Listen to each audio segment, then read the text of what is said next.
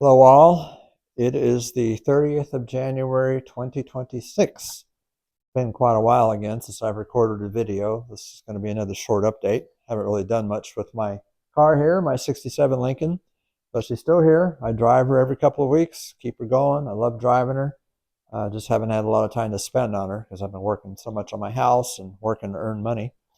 Um, my furnace went out in the house this morning, speaking of the house. So instead of working today, I was stuck at home most of the day.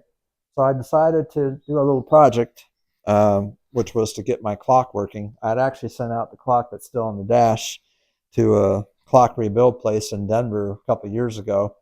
Spent a bit of money on it, and it worked for about 6 months, but it died again. And I decided, I spent enough money on that. Somebody on Facebook had advertised one of these that had a non-working, what they call those Joule movement in it. One of those little black boxes you find in all battery operated clocks nowadays. So I decided to go ahead and buy it. And then what I did is I went to Hobby Lobby and I got my own little black box, a new one. The model number on here is 192427. You can see it up there at the top, right there. That had the right dimensions and the right length of the shaft and all that to actually fit in here and work. I didn't bother doing a video that showed how I did this because another gentleman named Jay Can Fix It, you've probably seen his YouTube channel. He has a 68 Lincoln. He rebuilt one of these like that 2 or 3 years ago, and he has a video out there. I did pretty much the same thing. Of course, disadvantages are the little knob here doesn't do anything. It's not connected to it. So if you ever need to change the battery or adjust the time, you literally have to remove it from the car, take it apart to get to the little black parts in there to put a new battery in. But you know what? For most of the year, it's going to have the right time, except maybe during time changes, then it'll be off an hour. But it works, so it's better than nothing. This was the old one that came with it that was worn out and broken, so I just bought another one from Hobby Lobby. Then I had an extra clock here. I took the best pieces from both, and I got it all together. I actually used a permanent marker, a red one for the hands and a silver one. I didn't have white to do the second hand to actually paint him. I just basically just marked on him, and it came out pretty good. I'm pretty happy. And then I did the black border inside there while I had it apart with a black magic marker. So not bad, not bad for a quick fix. And I still have my brake job to do. Haven't done that yet. Let's see, how do I switch this around? As Mr. Alonso says, I use this. Did that do it? That's funny. I can't remember how to switch the camera around so it's looking the other way. Huh. Well, let me do it this way then. Let's see. Trying to. Oh, there we are. Right here, you can see the old. I don't know if this is going to work too well. No, I don't know. Anyway, down here you can see my new brake drums and all that. I have yet to do that part of the project on the car. I've been meaning to, and just haven't gotten around to it. There we go. I found the button to switch it around. There we go. I was trying to show those parts. But anyway, that project's still pending. Um, I got a couple of oil leaks. I got a small transmission fluid leak. I don't know if it's from the power steering or the transmission. Haven't had time to look at it. But anyway, this is just a quick update to keep my channel alive, basically. So what I'm going to do right now is replace this non-working clock here that I paid a lot of money for that didn't work very long. It's not that hard to replace. I don't have to take off this whole panel. I'm just going to remove the liner from the glove box and then two little screws right here, push it out, put my replacement one that's working. You can see it running here and everything, and doesn't that look pretty?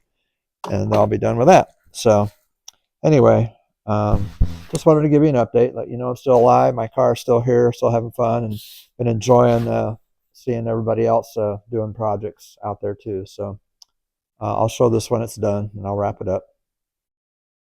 Well, funny thing happened when I went inside here to remove this old electromechanical clock. It started working.